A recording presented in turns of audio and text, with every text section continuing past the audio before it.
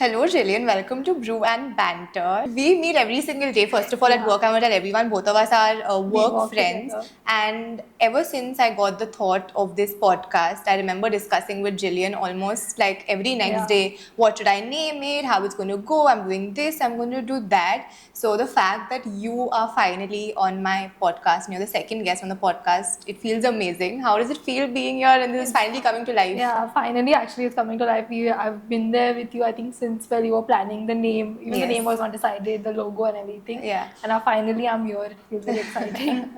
So, to the audience watching, Jillian is an ACCA affiliate and she has cleared all her 13 papers at the age of 21. And you have an impressive track record of clearing 12 out of those 13 papers in the very, very, very first attempt. And I'm pretty sure that future ACCA aspirants can tune into this and kind of understand the entire journey, your preparation schedule, and really learn a lot from that. And not just ACCA aspirants, actually, people from different fields who are pursuing a professional course can actually tune into it and understand a lot. You also work at a big four, KPMG, and we can then dwell into that journey too, how you got in and what a big four life really looks like.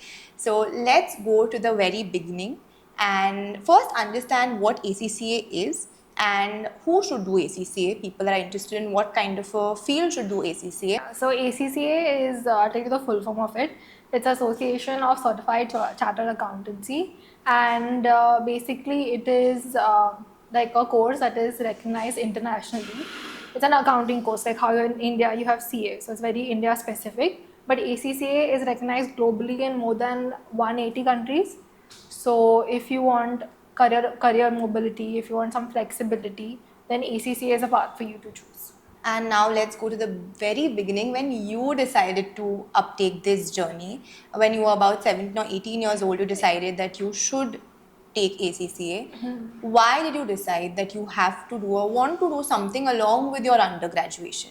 So when I was in 12th grade, I think I was finishing 12th grade, I knew that along with my bachelor's course, I also wanted to do another professional course side by side. So at the end of my third year, I would be done with both of these courses and I would have, like a head start or something Correct. between the other students. So I researched a lot, but I couldn't find a course that, fit right for me. And then I reached out to a friend and I asked her what she was planning on doing. And coincidentally, she was actually preparing for ACCA. Like she had already started her first paper. And then I never knew anything about ACCA. I had no idea what this was. So I asked her, and then she told me, like she gave me a whole brief on it, what exactly it is, how many papers. So then it clicked. Like it felt like this Right. is something that I wanted to do. So I did a lot more research. I found out, is it even like valid, or can I pursue it further. I decided that this is the right course for me, because when it comes to flexibility, in ACCA you can give your exams like at the ease of your own house whenever Okay. you want. There's no particular structure in the sense, so it's very comfortable. So I knew that this is the right course for me along with my bachelor's degree. And again, your minimum time to complete your ACCA course is around 3 years. Okay. So I was like, it fits perfectly. Yeah. So as I get done with my bachelor's degree, I will also be done with my ACCA. Okay. So that is why I decided that I'll choose ACCA. And also I have a love for accounting and finance. I Okay. love maths. I've always loved maths since I was a kid. So yeah. Primarily people that want to get into the accounting side of it. Yeah. You think those people should uptake ACCA? Yeah. To be very honest, if you plan on like moving abroad, since this ACCA degree gives you a lot of career mobility, you can like tomorrow if I wake up and I want to go to another part of the world, settle there, settle abroad. So ACCA is the degree, because CA, as I said, is very India specific. Yeah. And many other courses that are only cater to India. But abroad, ACCA is definitely very helpful. It's CA primarily in India and ACCA maybe more globally in the Yes. UK and everything. Exactly. So when you talk about CA is one of the toughest courses, toughest professional courses. A lot of people in our country give CA there's a lot of pressure around this course. I feel like in general in India, whatever Indian based professional degrees are concerned, there's a lot of pressure that comes with it. And the one difference primarily between ACCA and CA is that in ACCA you have a lot of flexibility, right? So is that primarily the reason why you chose ACCA versus CA, or were there any other reasons as well? I think I would say the structure as well, because ACCA is divided into 13 papers and into 3 levels. So the first 3 papers are in the first level, and then you have the 6 papers in the next, and the 4 in the last level. But I mean, no offense to CA, but I feel it's very, obviously it's very vast. I would say it's very vast and it's clubbed together. Like, you have multiple papers all in like one go. Correct. And you need months and months of preparation. Even years I've seen people, devote to CA and everything. But I feel main thing about ACCA is definitely the structure, like how it is divided into 13 papers that cover each and every subject.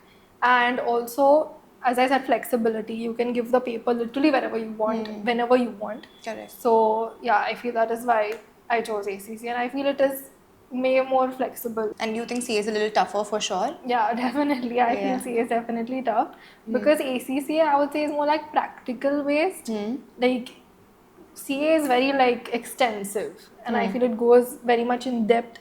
But I wouldn't say in a very practical sort of way. Okay. Like in ACCA, we have this one subject which is called SBL, Strategic Business Leader. We actually call it a mini MBA. So it's like exactly like how you pursue an MBA. Like in the exam, you get a case study 2 weeks before the paper, and you have to go through it, and then you will get your questions in your papers accordingly, and you have to answer it. So it's like a very like real life situation, a real life business like situation. A case scenario which you have to solve. I would say it's very practical. Yeah. Like all the situations, all the questions are quite practical in your day-to-day life. So you can easily like implement whatever you're studying in your practical journey, like when you start working also. Right. Now, let's go into your in-depth schedule. What did your schedule look like when you were preparing for ACCA?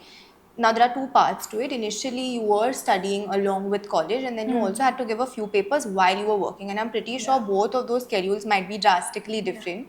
So, how was it like? What was your schedule, your day? How did it look like when you were preparing during college and then versus when you were working?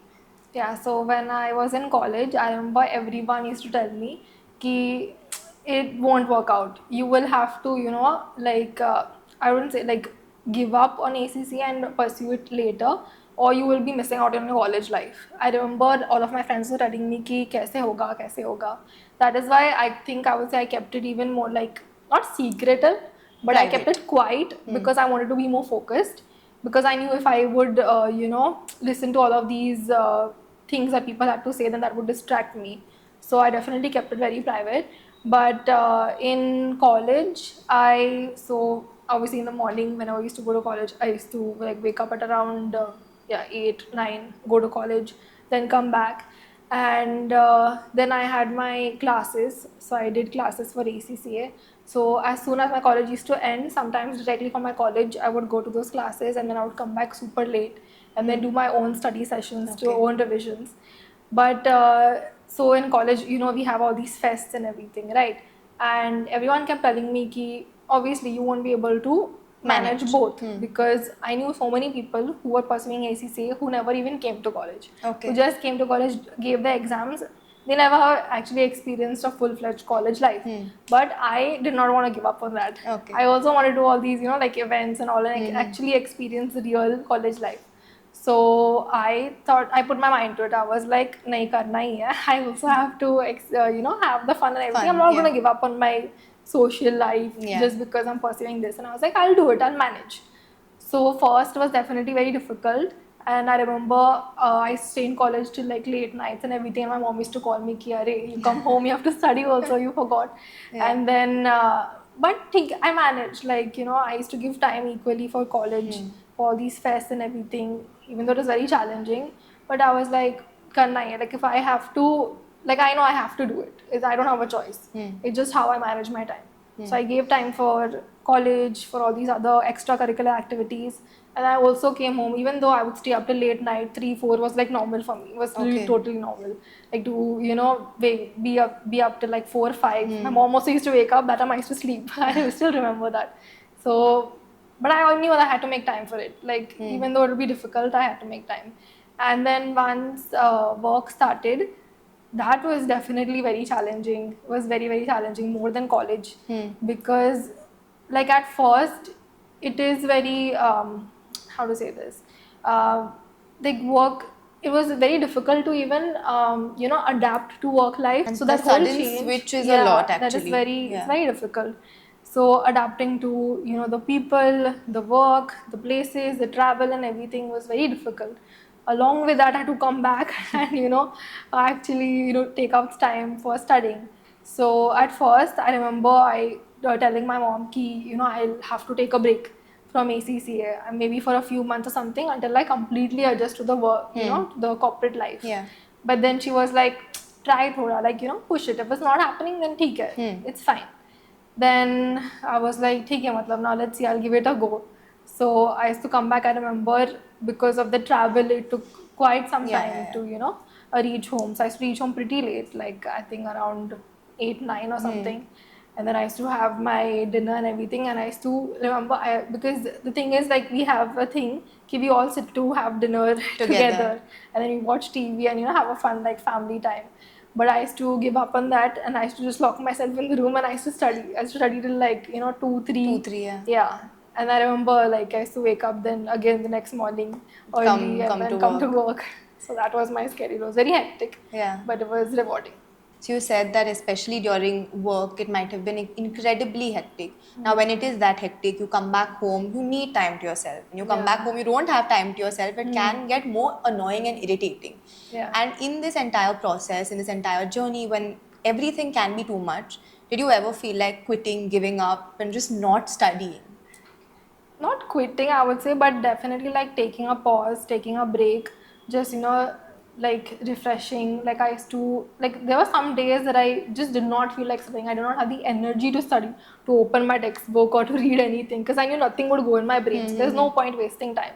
So those times I remember my mom always used to keep telling me that let it be, don't push it, because there's no point, you're just going to waste time just looking at your textbook and not studying. So just like keep your textbooks aside, just come watch a movie or something. So I feel definitely taking rest and taking breaks in the middle is very important to let your brain actually Rejuvenate, refresh. So I wouldn't say I ever felt like quitting, but definitely taking a pause, taking a break. Yeah. So one thing for sure, I know personally, and you mentioned this earlier as well, you have a social life beyond your studies and you do enjoy going out, and for you that is incredibly important. And while you're studying for a course like this, I know a lot of the times we're told to completely give up on all these things and fully focus, right? Cut off on your social life, cut off on all of these things and just do your studies. And when you hear all of that, but at the same time you have been able to manage both of these things, tell the audience who are also studying for such courses how they can also manage studying whilst having a social life beyond all of this. Yeah, so I remember like even throughout my college life and even when I was working and studying, I always took out time to, focus on my social life, to meet my friends, to have, quality time with my family, to go out, visit places. I never gave up on that. And I remember I used to post so many stories, like I post a lot of content on Instagram. I used to post so many stories, and people used to ask me like, how are you getting time? Matlab, how you have so much time? You have more than 24 hours in a day or something. How are you studying, clearing your exams and, making time for social life? So I feel it's all just about time management. I feel if you know how to manage your time, if you know what you have to prioritize, at the end of the day, you have a vision for your future.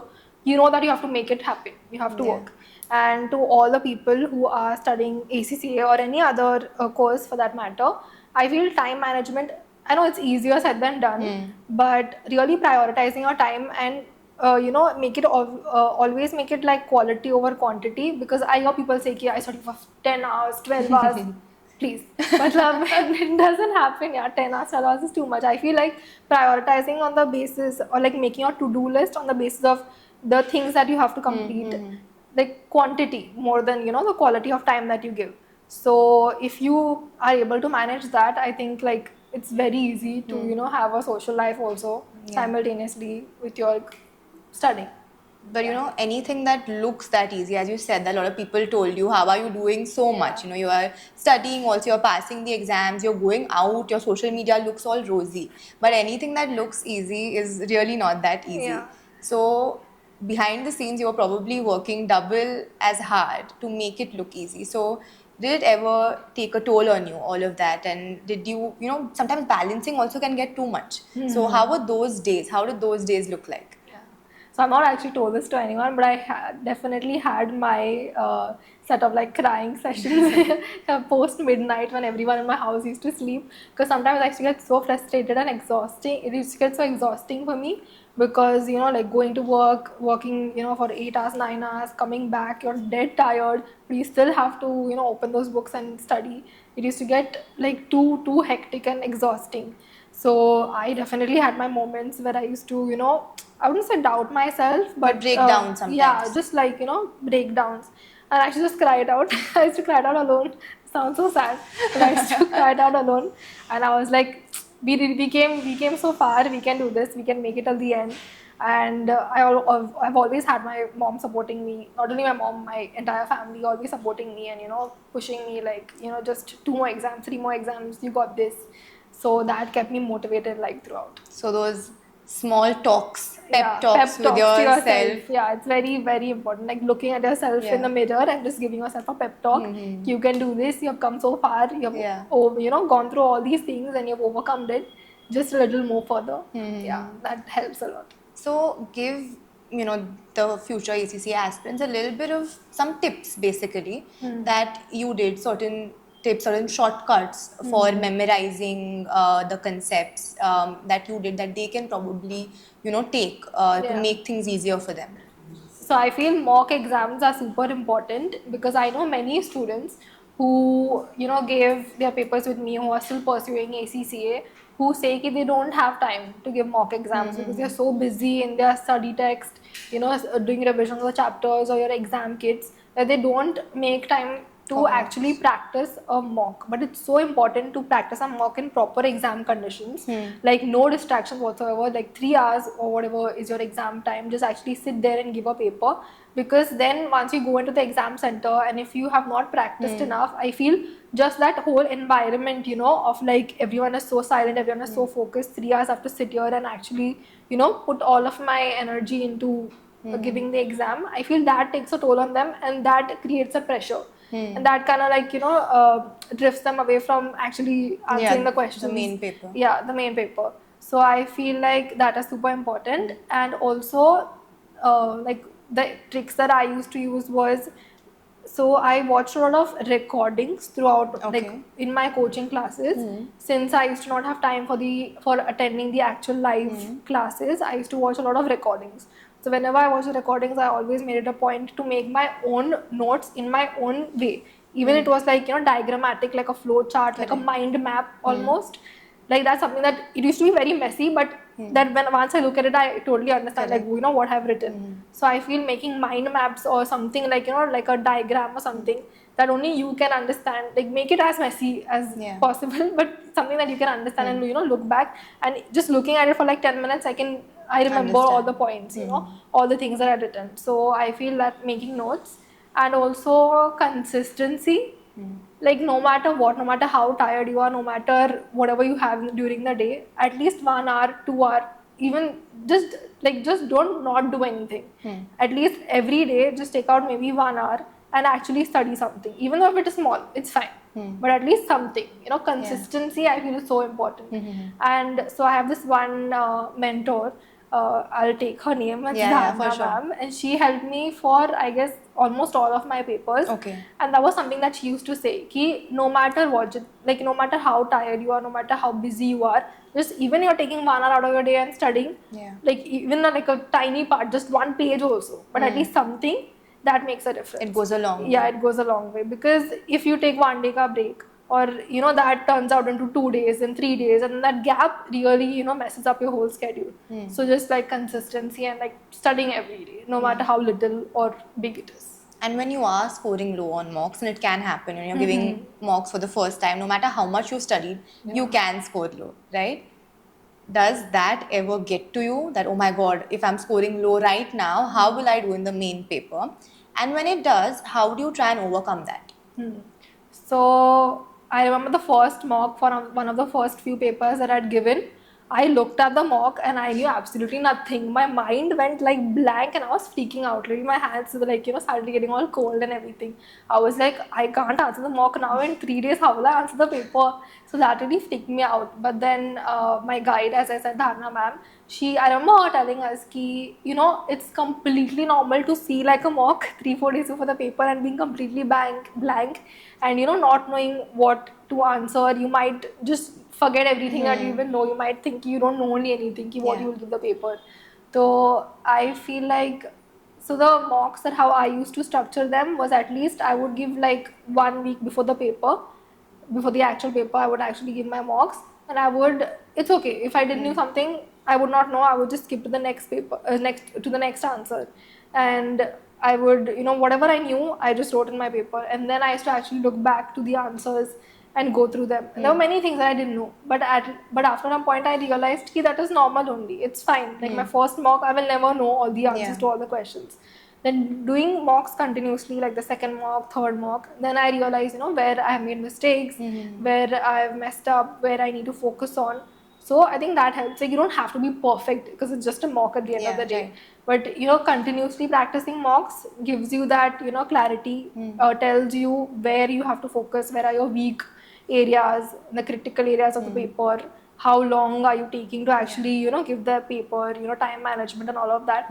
So that's just like a practice for you. I don't think people should take it that seriously. It's just like a practice for you to get better. No one is judging you. It's just a mock. And you keep on analyzing to get there. Yes. So now there might be certain papers that might be tough. Some might be easy depending upon maybe your liking and aptitude towards it. What was the toughest paper or tough scenario and how you overcame that? So the toughest paper would definitely be audit and assurance. It's a AA paper, so it's like a skills level paper. And because I remember, so for ACCA, the thing is that you're supposed to book your exam centers. So you have two options: either giving it remotely from your house or booking a center. Okay. So I always chose the booking the center thing because just the whole, the environment, I would say, is very, focused and calm.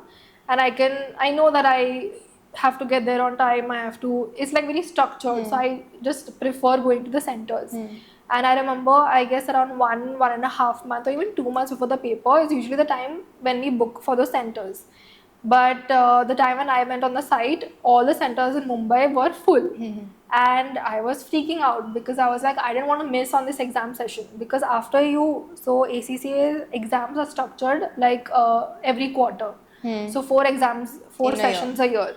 So if I knew that I would miss that session, then I would actually waste like 6 months until I get to my other session. So I was like, I have to give this paper in this session no matter what. So I went and I searched for the other centers, and the nearest one was in Pune. Okay. So I was like, I have to do it now. I have to go to Pune all the way just to give, this paper. So my mom was like, book it. We'll see whatever has to be done. Then we booked the session in Pune, and I remember I was so stressed because I was like, I have to get to Pune all the way, give the paper, come back. How is it possible? This and that. So so many of the students actually got their centers in Pune. And they were traveling, on the day of the exam. So I was like, that will be too hectic for me. So I went like a day prior. And then I went there, we booked a hotel and everything. And then it kind of like, made me thoda calm because I was like, more in like a chill environment. But then I realized that I'm not here on a vacation. I have to actually like study. Yeah. So I remember the whole night I was, in the hotel room and I was studying. And then next morning I woke up. I couldn't even find actually the center. So while traveling, it was really confusing because it was a center that I've never been to before. But we finally got there. It was a whole new environment, all different people, different teachers and everything. But finally we got there, the paper happened, and I remember coming out and I was stressed because I knew that the paper had not gone according to my expectations. Yes. But I was like, there's no point stressing about it. It's fine now, whatever has to happen will happen. And then so we get the results like 1.5 month post the paper, and we get it on mail. So this mail comes at around 5:30 in the morning according to the UK time. So I remember on the day of my result, I like took my phone in my hand, and I never get sleep on the day of my results. I never sleep. So at 5:30 in the morning, I looked at the mail and I was freaking out because in my head I was like, already, like, there's too many other expenses as well, like not only just your exam charges, your like the whole traveling to Pune, coming back, much pressure. staying, yeah, like all of that also is going on in my head. I was like, I did so much to give this exam, I hope it is rewarding. But then I saw that pass written on the email and I felt It's all so, worth it. yeah, I was like, oh, wow, finally, like I didn't have to do like that. Was very rewarding. So that was the most tough, challenging part, I would say. And when you are in the middle of a paper, you see a certain question, Yeah. you might not necessarily know the answers to everything, or even if you do, you might not recollect it in the moment. Yeah. That might cause a lot of anxiety. How do you keep yourself calm during the paper? So something that I've always, kept in mind is if I don't know a question to an answer, I'll maybe spend like 5-10 minutes on it, try to think. But if I still cannot get it, I will just move on. I will, because there's no point wasting time, right? So I would answer all the other questions and then I would come back to it. And still, if I wouldn't know what to, type, then I would just at least write something. I obviously don't leave it blank, but whatever knowledge I have, whatever I know about that particular question, I would answer it. But I feel like stressing and wasting time on a question that you don't know the answer to, that just impacts your quality of your answers that you probably know very well. Correct. So I think answering the exam questions very smartly, that is also very important, because obviously there will always be a question that you don't know the answer to. There's no point stressing on that. Just write down all the answers for all the other questions that you have prepared for. Don't waste that, and then come to that question. Then if you still can't, just write something related to it or whatever, Yes. and then move on. Yeah. You have a very, very impressive record of clearing 12 out of 13 papers in the very first attempt, and all of those papers were consecutive papers. Back to back, you cleared 12 papers in the very first attempt. And then when it came to the last paper, you were not able to clear it in the first attempt. And when it's the last paper, you just want to get done with it, clear it, and that's it, right? And then you see the result and you do not see that pass remark. It might affect you a lot. And especially when you're just there, to become an ACCA affiliate. When that happened, when you saw that you did not pass, how did you deal with it and gather the strength to actually start again? The 13 papers that we have in ACCA, I was able to complete all consecutively, as you said. And I think I was a little like overconfident, because after completing 12 papers, almost like 3 years, it kind of gets to your head ki ho jayega, this is just the last paper. And I remember my teacher even telling me ki don't let it get to your head, because many people have come to this stage and they have not cleared the paper because of that overconfidence in their head. So I was like, no, it's a theory paper. Like, it doesn't matter. Like, it's fine. I'll, clear it and everything. And definitely I was overconfident. And that costed me. I couldn't clear it in my first attempt. But I was very devastated. I cried for 2 days straight. I was like, this is not what I expected. I really thought it was like a dream. I kept pinching myself. I was like, this is not, real. Because I remember writing on my LinkedIn, on my bio, 12 out of 13 papers, record completed in the first attempt. And I wanted to make it 13, but that was not possible. And I was really, really sad. But I was like, this is the reality. This is the truth. Now I have to accept it. There's no point, wallowing and just being sad, because I need to move on. I have to complete it. Now, obviously, this is the reality. So I was like, theek hai, whatever has happened has happened. I got myself together. I was like, let's, restructure the way we actually studied, focus on the weak areas, what I actually messed up, the things that I have to focus on more. And I took advice from all of the other students that I was studying with, who were the same batch as me, who cleared the paper. And they were very supportive. They were like, come on, you got this. You're going to become an ACCA affiliate now. This is the time. So they even gave me a lot of advice, how exactly you're supposed to get in all the answers, the structure, because that was somewhere where I messed up on, because it was a theory paper. Yeah. So my last paper was the advanced audit and assurance, and I just focused on all the critical areas, the weak points, and then I was able to clear it in the second attempt. But it was definitely very sad and challenging, because many people knew that it was my last paper. Like all the people around me, so they kept asking me ki ho gaya clear, and I never had, I couldn't say yes.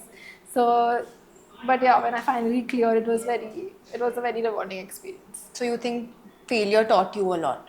Yeah, definitely. When I remember my mom telling me ki I think you had to fail that paper. I think it got too much in your head ki you're very smart. You can Yeah. clear it.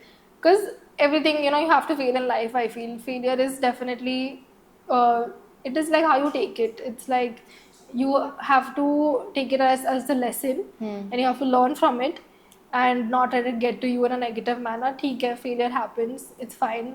You fall down. You have to get back up. Yeah. And then Move on. move on. And as you said in the beginning when we started, that the people around you told you don't take up ACC along with college. You won't be able to do it. You'll have to give up on your life. It'll be very, very difficult. Right? How did you block that noise? So definitely, I think I would say at the beginning, I kept it very quiet because not because I wanted to be secretive about it or something, but I just wanted to be more focused because I knew that those noises around me would distract me.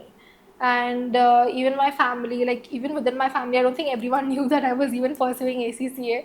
Even my mom was like, just do it, be focused, because people will always have their own opinions, their own criticisms. And one thing that I really follow is don't take criticisms from those you wouldn't take advice from, and I've told you that also Yes. before.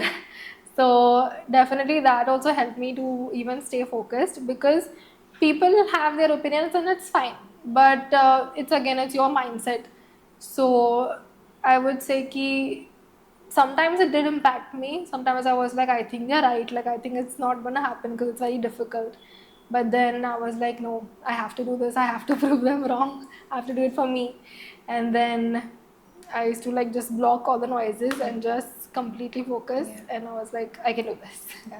And with the pressure of the outcome, whether you will clear this paper or not, whether you will succeed or not, is this meant for you? There's a lot of thought that can go on in our minds, right? Especially at such a young age, we're not completely tuned to think correctly all the time. We can have negative factors that might affect us. When all of this does happen and the pressure of the outcome can really affect us, did that ever affect you and affect your journey? Yeah, definitely, because I was around 18 when I started my ACCA, and I felt कि I'm so young, how am I supposed to do all these big papers? Because I remember going to the exam center and there were people who were like 10, 20 years older than me, my literally God. the age of my parents, who were also giving the papers. And when I saw that, I was like, what am I doing here? How is this possible? Because the many people whom I knew were who were my age but who were like a few years older, who had completed their graduation, they were doing some other course, and because of that obviously they were way more knowledgeable than me. But then also there were students who were of my age, so I was like, okay, people my age are also doing it, I can manage. But definitely was very like intimidating also, seeing people so older than me like giving the same papers. I was like, am I even apt for this? But definitely I think it was challenging, but yeah, I managed. And can you just break down all the three levels for the audience, anyone that wants to take ACCA? How do the three levels look like, and how can they maybe change their preparation with each level? Yeah, okay. So ACCA has like three levels. You have the knowledge level, which are the first three papers, and then you have the next six papers, which are your skills level, and then the last four papers, from which SBR, so strategic business reporting and strategic business leadership, are like your the ones that you have to take up, and then you have two optional papers. Out of advanced audit and assurance, you have advanced financial management, advanced in taxation, and advanced in performance management. So the ones that I took up was the audit and assurance and the financial management. Now the whole thing about ACCA is the flexibility of it. There's no particular like structure or rule that you have to follow. You have to do the first, second, third, fourth paper. But only like obviously if I'm on the first level, I can do any of the first level papers first. So it doesn't matter. So you you don't can have choose. to start. Yeah, you don't have to start with the first paper. You can choose however you want according to your own comfortability. And also like once you finish the first paper, the first level, when you reach the second level, it is also very again flexible. And so there is a particular like unwritten or unsaid like course that is usually that all your mentors suggest that you follow, but it's totally okay to do it however you want it. But then I would say in your last level, it is very important to do few papers before the other, because some papers actually set the base for you. So if without completing that, it's very difficult to do the other optional papers. Like I said, for advanced audit and assurance, it's very important to have a base on your SBR paper, which is a strategic business reporting paper. So I feel just like there are some unspoken, unsaid rules in ACCA that you should do this paper before this paper. But then again, I've seen people who have not cleared the first paper move on to the second paper and they've cleared it. So it's on you. What are the papers you should actually do before the others? There is also like a module which is the ethics module, the EPSM module, that people say that you should complete before starting your professional level, that is your last level. I think I would say I did not do that. I did not follow that. I was like, ठीक है end में कर लेंगे, because it's not that big of a deal. It's just like ethics. But in ACCA, ethics is super important. That's what I've realized after completing the module. I realized that it's so important because ACCA does take ethics very seriously. So we have our 5 fundamental objectives, which is integrity, objectivity, confidentiality, professional behavior, and professional competence and due care. And I feel as an ACCA affiliate, I'm not a member yet, but it's super important to like adhere to all of these and really implement this in your work that you do. So completing an ethics model is super important, not only like fundamentally, but also practically in your papers also. It really helps you a lot. Okay. So completing that module before you give your professional level, I feel is important. Okay. And how would you say an ACCA aspirant or someone who's actually already pursuing ACCA and is yet to clear their papers kind of divide their time and their day? Let's just say if they are still studying in college and working, how do they divide their day between maybe the lectures, the mocks, or the studies? How do you divide that? So if you're in college, I feel like just like don't not attend college. College is also super important. So attend your lectures, and as soon as you get done with it, take your break because you need to rest your mind. And then once you start ACCA, I feel the study technique that I used was I used to study for 45 minutes and then take 15 minutes ka break, and that's how I did it, and that's what worked for me. But it works different for others. So try out and experiment on different techniques or managing your time, what works best for you, even when you're working. I feel when you're working, giving 8-9 hours to your work and then coming back is super exhausting. But then again, managing your time, even though if you have like 3-4 hours, make use of those 3-4 hours and actually study and prioritize quality over quantity. So yeah, managing your time I feel is super important, but it is again doable depending on person to person. Yeah. And when you started, as you said, managing time, discipline, all of these things I feel are incredibly important in doing most things. If you want to succeed, you have to learn time management. But when you started out, did you already know this? Were you actually already a pro, or you became better with time? No, definitely it's a learning curve. I became better with time. At first, I think I was super bad. Before starting ACCA, I don't think I was a good manager of time. But, giving the papers. So, our papers are structured as like every 2.5 months is when we have a session. So, definitely, completing the entire syllabus, giving mocks, not only completing a study text, but also your exam kit, all of that, completing that in 2.5 months puts you in a time crunch, I would say, and it is very difficult. So definitely prioritizing the things that you have to do first. Maybe there are some people who focus on your exam kit, your study text first, and then go on to the mocks, or then go on to practicing the questions. Or if you want to do it side by side, like completing one chapter and then giving answering the questions to it, again whatever works for you. So I feel like structuring that in those 2.5 months, it gets challenging at first, and even I had a lot of ups and downs in that.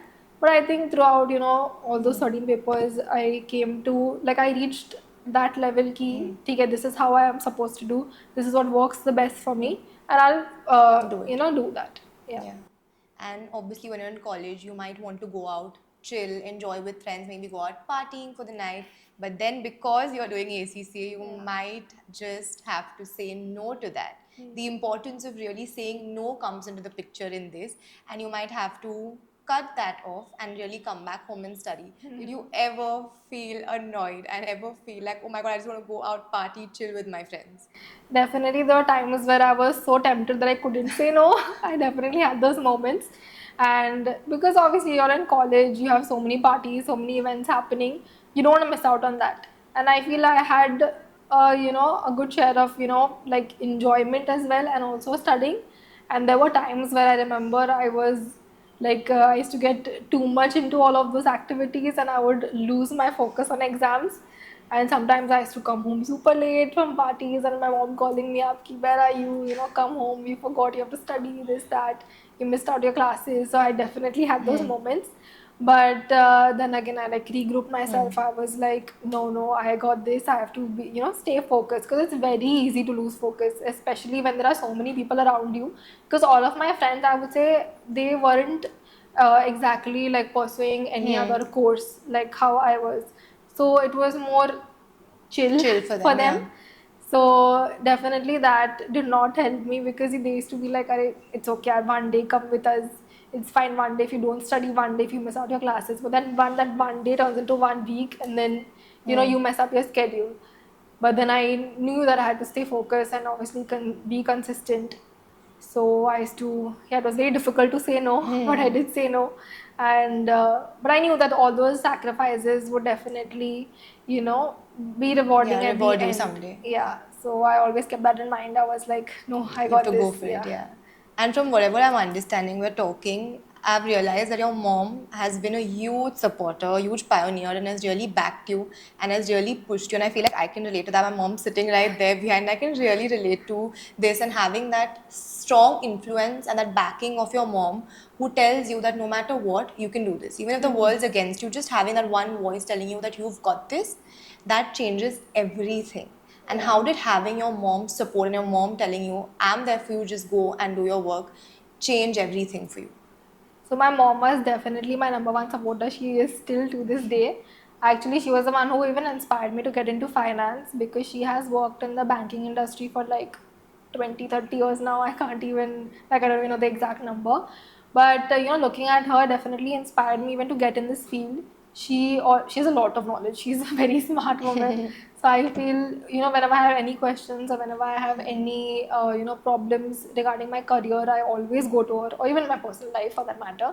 But I always go to her, and she's always there. She's always guided me. She's always told me to stay focused. Keep your head down. And one thing also that she has always told me is never cling to your achievements. Like sometimes it gets to your head. Sometimes you are like, too Yeah. in cloud nine. You have to be humbled. So I feel my mom keeps me humbled as well. It's okay. You have completed so many papers. ठीक है, do more. You have completed your ACCA. Now that's not the end. You have to study more. You still have to, it's Do more. not the end. Yeah, you still have to do more. So I feel she keeps me humble and grounded. And she's always given me everything. She's always told me, I'll give you everything in the world. You just study and give me. That's it. So yeah, she's always been super supportive. Yeah, and what are the career paths, be after you complete your ACCA? Firstly, tell me, is it enough or should one study further? And secondly, what are certain career paths that are available for students who have completed the ACCA? So definitely, this is like a big debate, I would say, because I know many people who have just done their bachelor's degree and just ACCA, and are gone into the corporate, are working, and there are also some people who have also pursued their MBA post or maybe like a diploma, and I feel it is like very subjective, I would say, but also ACCA is a professional course. Along with a bachelor's degree, you have a professional course, so that is also more than enough. But over that, if you Yeah. still want to pursue your MBA or a diploma would be more suitable because again you've Yeah. worked, spent 3 years completing a course. So I think a diploma also would be an easier or like a suitable option. But also doing your MBA also doesn't matter. Knowledge does not go to waste. You can, it comes to you can use it. So definitely, I would say till now I am not, so sure about what do I want to study next. But yeah, you can opt for an MBA or a diploma, or it's totally fine if you don't also. Okay. And what are certain job opportunities or fields in which ACCA affiliates or someone who's completed the ACCA choose to work in? So people have this misconception that ACCA people usually work in audit, but that is not completely true. It's open to any finance, finance job roles. So definitely, from just being an analyst or an accountant or like a financial in any like financial background, it is open to everything, because if you see our syllabus, it's pretty vast. Okay. From financial management, you have audit, you have taxation. So people who want to pursue taxation or are Yeah. interested in that field, they can also opt for that. Then you also have more like reporting and like leadership roles that you can opt for.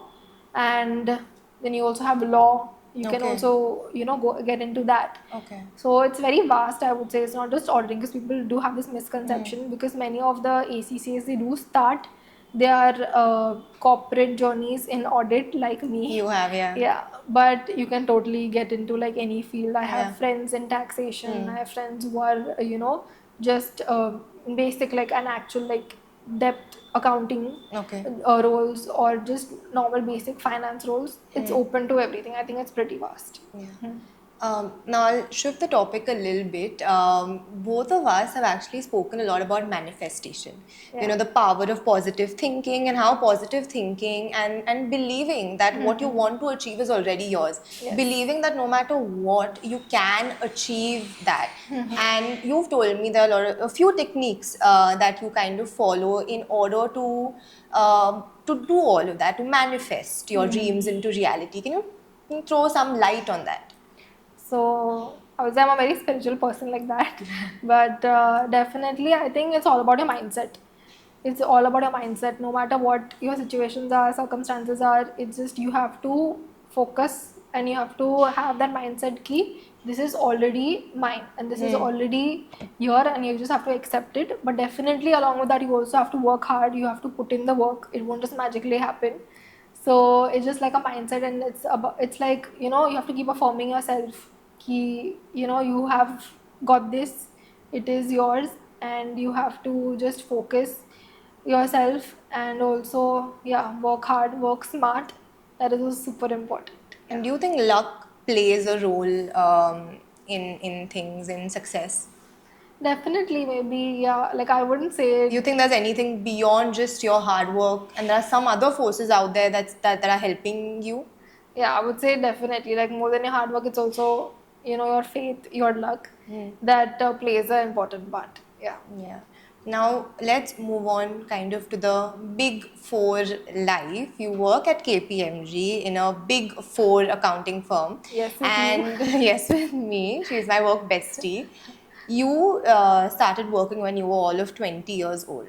And one thing I can say is that when you come from college life to the corporate world, it is a whole different ballgame. You cannot bunk office like you bunked college. It doesn't work like that, right?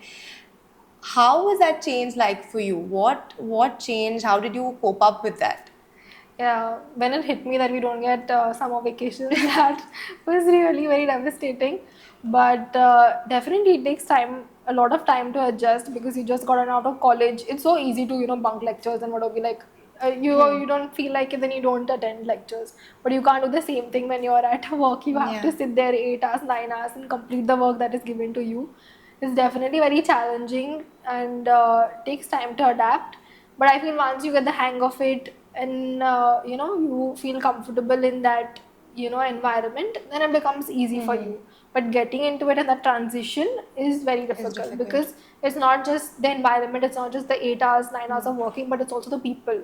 I feel the people are also the change. Like from college life, you have always these teachers, okay, and then you have all of these students.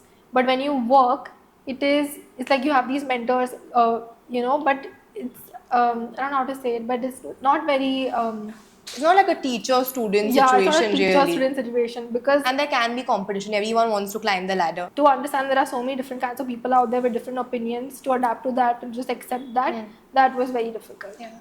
And how did you really prepare yourself? When you're a campus graduate, when you were in campus and KPMG was coming on campus, how did you prepare yourself to crack the interviews? And there were different rounds. So kind of walk us through the different rounds and how you prepared for each. Yeah, so there are around 4 to 5 rounds, I would say, of interviews. that take place. So the first is just so first it starts with you giving your resume, and then it gets shortlisted, and then actually I had my group discussion round. So impromptu, they'll give you a topic and you have to speak about it. It's like a normal group discussion. And then post that, we have, I think, 2 rounds of technical, an interview round, and then an HR round, and also a round with a partner. So I guess the technical round, it's very, I mean, depends. You have to be very prepared for it because they can shoot questions from anywhere. So you need to have more technical Yeah, knowledge. more technical knowledge, and you have to prepare yourself, not just uh, like even though my job role was in risk advisory, but they still ask me questions about taxation and all of that. So you have to be prepared because they can ask you anything.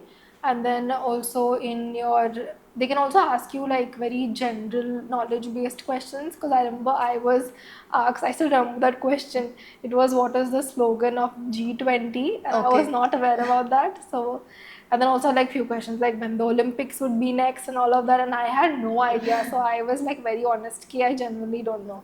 So they were like nice about it. But anyways, they can ask you questions about general knowledge and about different areas like tax, or maybe even like basic accounting questions to thoda advanced level types. Okay. But then okay, you have to prepare yourself and be ready for all those questions, and then you have a basic HR round, and then those are the rounds that you have to go through. So you need technical knowledge as well, and more generic questions can also. Yes, they can be asked. Yeah. And also, what was the toughest question that was asked to you? So I remember I was very lucky because I had just given my taxation paper of ACCA, and the questions that they had asked me was about input tax credit and all of these crazy tax questions, and I was able to answer it very easily. So I got lucky in that sense because that was really fresh in my head. But I think if I wouldn't have had studied for that paper and they would have asked me those questions, and I don't think I would be able to answer it. I don't think I would be here. So ACCA definitely helps a lot. Yeah, definitely helped me a lot. And so you just have to be definitely not just because it's very easy for them to ask you questions that you might not know, and that is totally normal. So I feel like just be prepared for like everything. So you work in governance, risk and compliance services. How has your ACCA knowledge and what you studied in those 13 papers helped you in this? Okay, so it definitely, as I said, ACCA is very practical, right? So they give you real life based scenarios that really help you implement all of that knowledge into your work life as well. And when it comes to, so as I said, ACCA is a global course, so definitely like the regulations part of it, the policies when it comes to tax or even audit, the regulations and everything, those are quite different. Because in ACCA we study about ISAs, that is the International Standards of Auditing, but here you have your RBI circulars, so it's very different. But definitely the main crux of it is kind of similar, like the base of it is definitely similar. So that has helped me. And also I would say, not in an auditing perspective, but the practicality of it, definitely like I think more of a clear base and foundation on certain topics when it comes to the financial management part of it. So that has helped me definitely grasp things more easily and understand the work better. We have been given two different views. Some people have told us that Big Fours are not for freshers at just the age of 20 and 21 years old. And a lot of people have told us that it teaches you a lot. Because honestly speaking, when you come straight from college, to get into this Big Four world, it can be a lot. Sometimes you might just feel like, oh my God, I'm sinking and I'm just trying to stay afloat. You might just feel like that. People with so much more experience, not just in work, but in life, in how they deal with things and situations, and we might not know half of that. So, do you think it's a good career start, or you think it's not? I think it is definitely a good career start because it's literally like they throw you on the deep end and then you just have to learn how to float. You sink or you swim. So I definitely think it is definitely very a good learning. From the learning perspective, you get to learn a lot, not only about the work but also about how you deal with people, communication and all of that. And I think Big Four definitely does teach you things that you won't learn anywhere. So as like a starting point, I think Big Four is definitely a good place to start. Yeah. What is one thing that you've learned, a life lesson beyond work at KPMG at a Big Four? So a life lesson would be just dealing with different kind of people. Like it's not just the work, but it's also having like a way with people, not just to get your work done, but also networking. I feel that is super like important. That is something that I've learned a lot. It's like how you network, how you talk to people, how you get your work done. There's like a way to do all of Yeah. that, and that is something that you only learn through experience. Like no matter how much you talk about it, read about Yeah. it, but that is something that only comes to you Experience. through experience. So I feel people and communication is something that I've learned like a lot and grown a lot in since I've joined the Big Four. Yeah. Just said that network is your net worth. And now that you're working in the Big Four, do you agree with this line? Definitely, because I've not even completed a year, and I feel like both of us have dealt with such different like clients and And client scenarios. base and scenarios, situations that we never, obviously it's like a first time for both of us. So meeting so many people of people who have like 10, 20 times more experience than you, sitting in the same like boardroom with them and discussing about things, it gets very intimidating, but it's such a good like learning that I would never Change that for anything never else. change that for anything. And I feel it is so like it definitely gets very intimidating. Recently also when I was in a meeting room with such people who were so good at what they were doing, had so much experience, some words definitely went bouncer. I didn't understand what they were talking about, but you get to learn so much, and I feel that is the most rewarding part about being in a Big Four. I feel like the one thing that I've realized, and we've seen a lot of people quitting in the last 1 year, people can't maybe take that pressure, people can't deal with it, but it's really about your thought process, how you look at it, how you take it. Some days are really tough. You feel like you just don't want to do this anymore, but you have to keep your head held high and realize that, what, the next day will be better, and so on and so forth. And I don't think, it's very easy to maybe criticize the corporate life and say that it's very, very tough. But how much are you able to kind of take it, deal with it, and learn from it every single day? And I think when it gets tough, I feel like both of us have cribbed a lot. We've cribbed a lot because at 21 and 22, it's definitely not easy sometimes dealing with people twice your age. But I think we manage. And also, one more thing I wanted to say is that both of us, we've been working at the same client since the very beginning, up until very recently, of course. And we've seen that switch. When you have someone at work who are your friends, people that have the same mindset as you, no matter how difficult the day is, things get easier. You can just like laugh it off, talk about it, crib about it, vent about it, and it gets easier. But maybe when you don't have that same circle, even the most easy days can sometimes get very, very mundane. Do you feel that? Do you believe that having people you get along with can change a lot at work? Definitely, I think finding your people, finding your tribe is so important. And I was lucky that I found you. But obviously, because of the whole switches recently, I've realized that definitely, like the people that you surround yourself with, the people that you're working with, change everything. Like, it's not just the work, it is definitely the people, because you're sitting around them for like 8, 9 Yeah. hours. So that really impacts you. And when you have that right group of friends, it becomes very easy, because it is very relatable.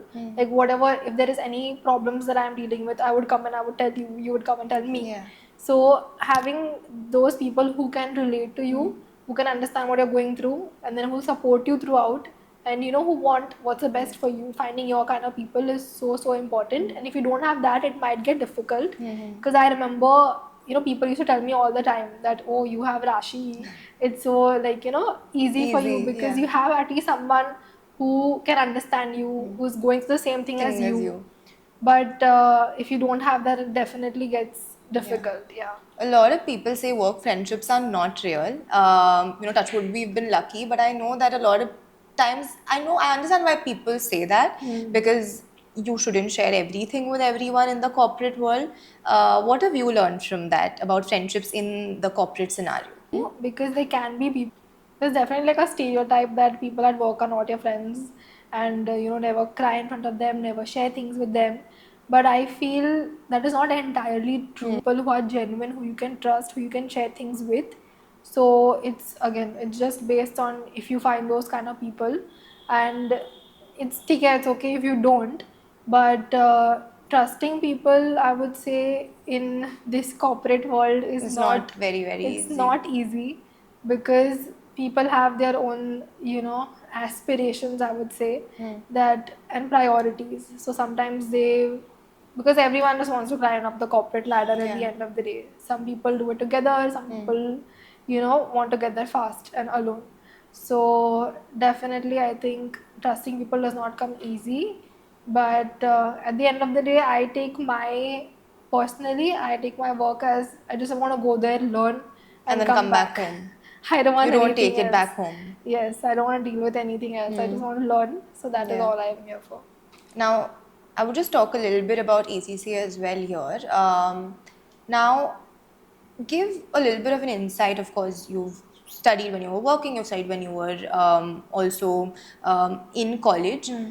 How does one mentally tune themselves and also prepare and do their studies to crack it in the first go? Yeah, so again, I would say it's not just hard work, it is smart work as well. It's so important to, find your strengths and work on it, and then also obviously know how to differentiate and decipher all your weaknesses, and also obviously give time to that.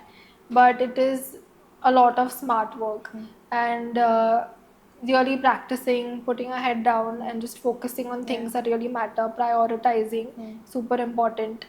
I would say like making to-do lists, that has really helped me. Like I always make to-do lists. Like I have this habit now, like even though I'm done studying, I still make to-do lists to this day. I think you might have Yeah. seen it. Yeah. We have reminders on our phones Yeah, all the time. all the time. So it like really helps me, prioritize the things, complete the task, and really having a nice productive day. Like that makes me happy.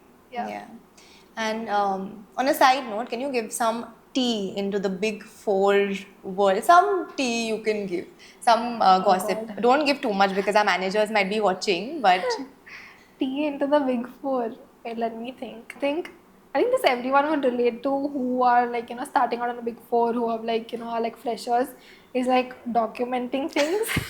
It's so important because people can flip anytime. yeah. And people forget easily What they've said, they can once also said. forget. Let's be a Yeah, little correct. genuinely, Let's be genuinely politically correct forget. here. Yeah, so documenting things, keeping everything on emails, and recording. Also, one advice that I received from one of the co-workers is, from day one, like recording everything that you have done, all the tasks that you have worked on, all Yeah. your achievements, all of the projects that you have been in, no matter how big or small, just recording everything, like keeping that one file, and updating it weekly, because at the end you have a list of this, because it's very easy to forget things that you have done, even like tiny tasks, it's very easy to forget. So I feel like documenting all of that really helps you, even not just in your job, but also holistically in your whole career. It's easy to look back and see all the things that you have done, all the things that you have worked in, so it helps you in the future. Yeah. So I feel documenting things, like the works that you have done also, but in general, communication wise, Yeah. documenting things is super important.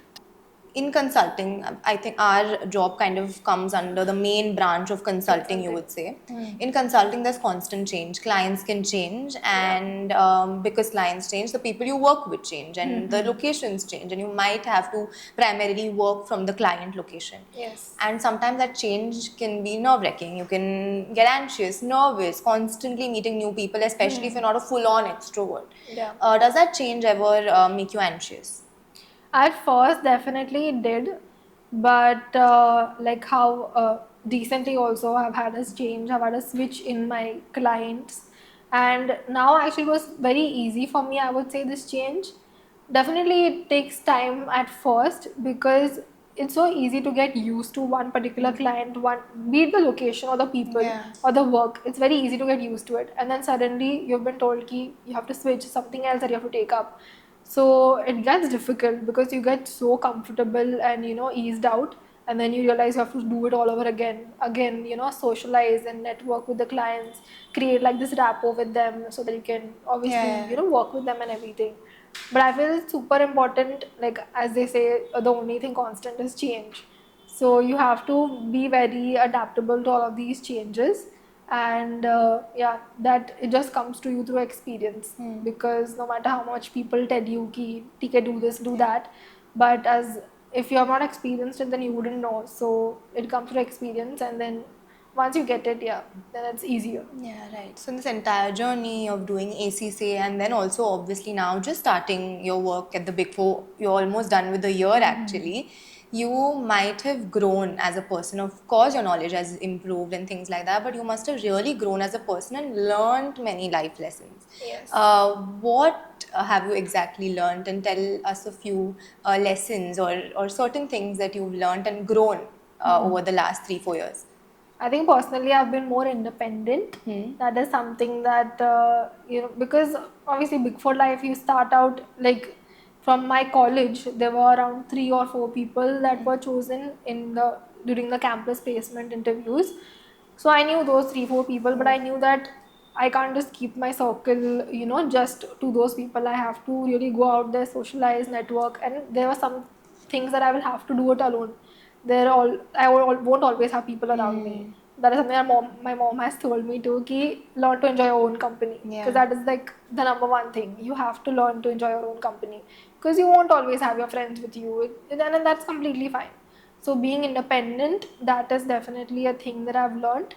And also I think working like just on myself, like personal growth, I've seen a lot in this past year.